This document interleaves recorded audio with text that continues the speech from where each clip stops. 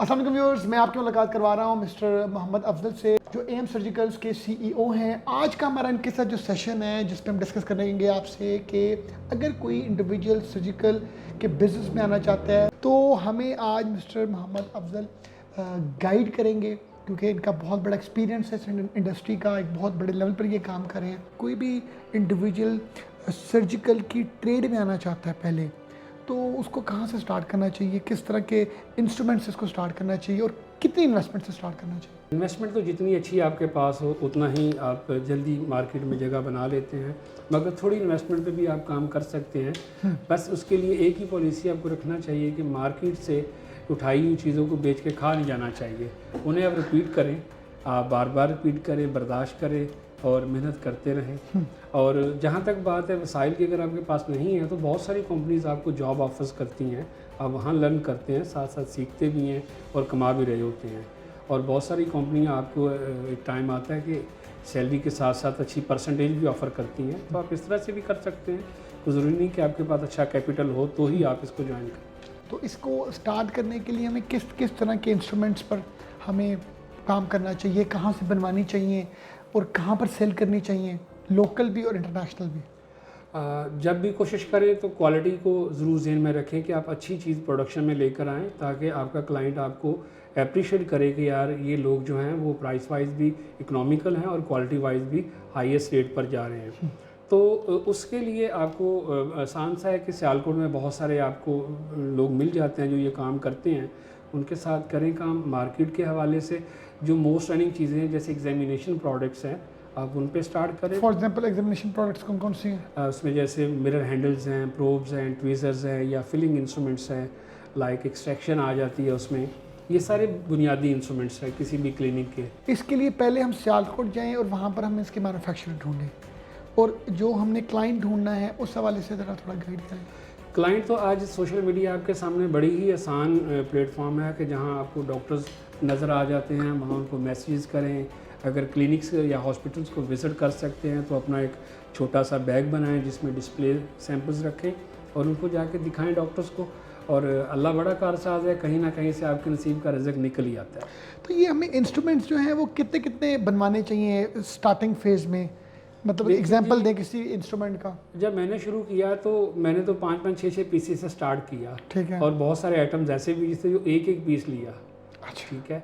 और जैसे जैसे इंक्वायरीज आती गई, मुझे भी समझ आती गई कि मार्केट ज़्यादा किस चीज़ की डिमांड कर रही है, उसी तरह से मैं फिर उसकी क्वांटिटी बढ़ाता गया। इसमें यह है कि हम लोग एक स्मॉल स्केल में अगर चीज़ें बनवाते हैं तो हम उसके साइड में with the passage of time उसको इंक्रीज़ कर लेते हैं। अच्छा, मुझे बताएं कि इस बिज़नेस को करने के लिए एज ए ट्रेडर या एज ए डिस्ट्रीब्यूटर क्या हमें कोई लाइसेंसिंग की भी ज़रूरत पड़ती है? लोकल के लिए तो लाइसेंस की कोई ज़रूरत नहीं पड़ती, इंटरनेशनल के लिए पड़ती है। मगर वहाँ भी हो जाता है कि जब एक चीज़ जो है, फ़र्ज़ करें कि अमेरिका में एक चीज़ $400 की बिक रही है और आप वही चीज़ उसको पाकिस्तानी रुपीज़ में 2000 रुपये की दे देते हैं, तो आप देखें 2000 के कितने डॉलर बन रहे हैं। तो डेफिनेटली वो कॉम्प्रोमाइज़ कर जाते हैं, लाइसेंस वगैरह पे वो बाइंग कर लेते हैं। अच्छा, ये आपने एक टेक्निक बता दी, जी ठीक हो गया। और इसके लिए अगर हमें प्रॉपर काम करना है तो हमें क्या लाइसेंस लेना पड़ता है? उसके लिए हर मुल्क की रूल्स रेगुलेशंस बने हुए हैं। अच्छा, नहीं हमें लोकल यहाँ पर लोकल के लिए तो लोकल मैन्युफैक्चरर्स के लिए कोई बड़ी ख़ास नहीं है। यहाँ पे आसानियाँ हैं पाकिस्तान में तो ट्रेड करने की। आप सिंपल NTN वगैरह आपको चाहिए होता है बैंक डिटेल्स के लिए, या अगर आप GST तक विलिंग हैं तो GST करें, बाकी कोई नहीं ख़ास नहीं आप उसको कर सकते हैं। तो इसमें हमें मतलब अगर कोई लोकल के हवाले से तो आपने बता दिया हमें, अगर हम इसकी एक्सपोर्ट में आना चाहते हैं, क्योंकि रेमिटेंस वाला बिजनेस हर बंदा अब इस चीज़ में इंटरेस्टेड भी है कि डॉलर जिस तरह ऊपर गया है, तो इसके लिए हमें क्या डॉलर अकाउंट खुलवाना पड़ता है पाकिस्तान में, या हमें कोई बाहर कंपनी बनवानी पड़ती है, हमें कोई बाहर विज़िट करना पड़ता है? क्योंकि हमने क्लाइंट को मतलब क्लाइंट तक पहुंचना है, तो इसमें कोई रूट मैप हमें थोड़ा सा गाइड करें। नहीं, ऐसा कुछ नहीं है। अगर आपके पास कोई बड़ी अमाउंट्स नहीं आ रही तो आपको डॉलर्स में अकाउंट खोलने की भी ज़रूरत नहीं कोई भी, क्योंकि वेस्टर्न यूनियन से भी पेमेंट्स आ जाती हैं। डिफरेंट और गेट्स भी बने हुए हैं, जैसे लाइक पेपाल हुआ करता था, अब तो वो यहाँ बैन है। और काफ़ी अपॉर्चुनिटीज़ हैं, या बाकी कुछ एजेंट्स भी होते हैं जो इस तरह का काम करते हैं कि वो आपको पेमेंट्स जो है वो वहाँ से लेके यहाँ दे देते हैं। तो चीज़ें आसानी से हो जाती हैं। ख़ास बड़ी मुश्किल मुझे तो फेस नहीं करनी पड़ी आपको। अच्छा, मुझे बताएं कि आप क्या एडवाइस करते हैं कि हमें किस कंट्री को टारगेट करना चाहिए, कौन सा कंट्री पाकिस्तान की जो सर्जिकल इंस्ट्रूमेंट्स हैं उनको लेने में ज़्यादा इंटरेस्टेड होते हैं? यूरोप बड़ी मार्केट है, रशिया बहुत बड़ी मार्केट है और वो बहुत सारे लोगों की अप्रोच में भी नहीं है। रशिया वहाँ ज़रूर जाना चाहिए। और उसके अलावा अफ्रीका देखने में तो वो लगता है कि यार वहाँ करेंसी रेट या वहाँ के लिए जो मुश्किलात हैं वो हैं, मगर ट्रेडर को कहीं भी मुश्किलात से गुजरे बगैर वो मार्जिन नहीं मिलता जो वो चाहता है। तो चीज़ें हो जाती हैं जब तक आप एफर्ट करते रहते हैं, होती रहती हैं। मगर आप कोशिश करें कि जो है अफ्रीका इसकी तरफ निकलें, और बहुत बड़ी मार्केट है। इंडिया बहुत बड़ी मार्केट है, हमारे करीब है। तो उसके लिए जहाँ मुश्किल है, तो अगर आपके में इतने मसाइल आपके पास हैं, आप यूएई में बैठ सकते हैं और वहाँ से ट्रेड कर सकते हैं। मतलब कैसे आप लॉजिकली हमें ये समझा सकते हैं कि सर्जिकल का बिजनेस जो है ना बाकी बिजनेस से बेहतर है? हर बिजनेस के अपने मतलब प्रो एंड कॉन्स होते हैं, मैं इस बारे में नहीं आ रहा, बट आपको क्या लगता है कि सर्जिकल ज़्यादा बेहतर क्यों है? मैंने जी बिज़नेस को जितना मैंने स्टडी किया है, हमें जो सिखाया गया, हमें तो खैर 5 टारगेट दिए गए थे कि कैपिटल के लिहाज से अगर आपके पास बहुत थोड़ा सरमाया है तो आप कोई भी फूड आइटम सेलेक्ट कर सकते हैं। सेकंड पे था कि आप गारमेंट्स में जा सकते हैं। थर्ड पे कंस्ट्रक्शन था, और फोर्थ पे था कि आप मेडिकल को डील करें, और फिफ्थ जो था वो इंटीरियर्स पे था, मगर मैंने चूज़ किया मेडिकल को। और यहाँ क्योंकि मेरे पास इतने वसाइल थे कि मैं इसको कर सकता था, मगर आपको खुद पता होता है कि आपके पास जो है वो कितना कैपिटल है और आप उसको कितने टाइम के लिए कंटिन्यू रख सकते हैं। अगर आपके पास अच्छे वसाइल हैं तो फिर आपको करना चाहिए, क्योंकि आप हाईली पढ़े लिखे लोगों के साथ आप जो है वो रिलेशन में आते हैं।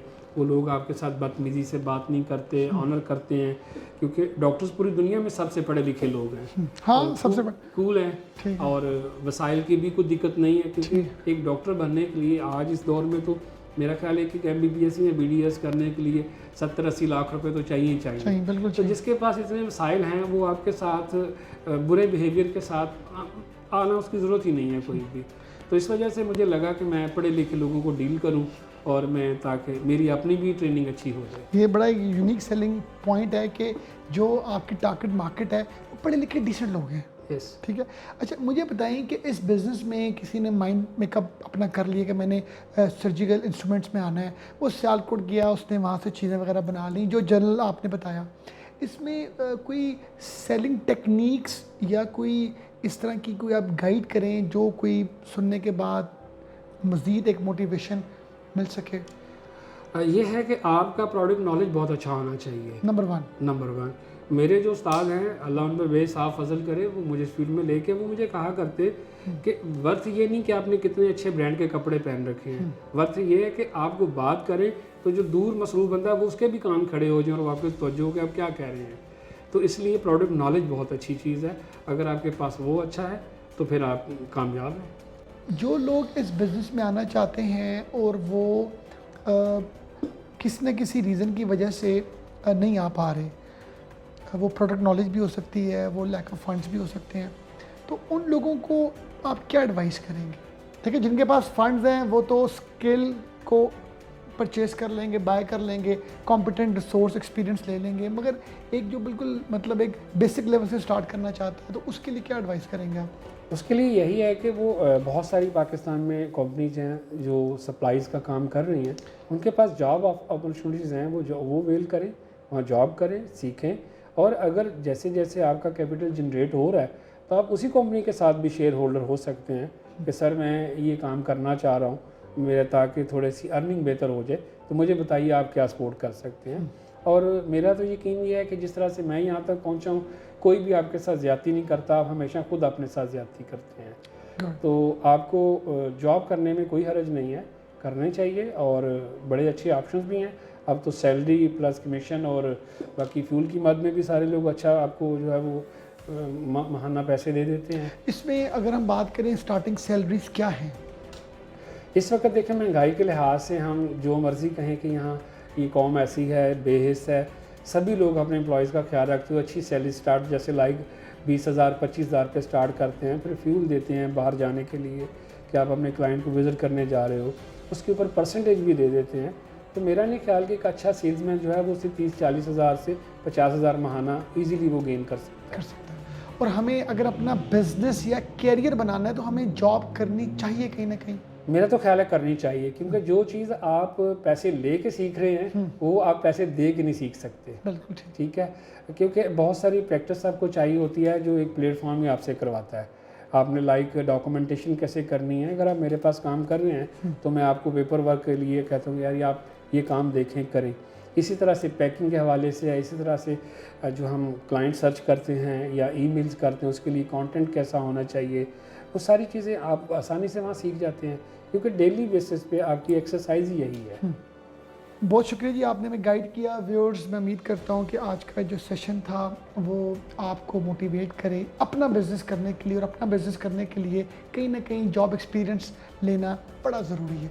थैंक यू वेरी मच जी, आपने देखा। अल्लाह हाफ़िज़।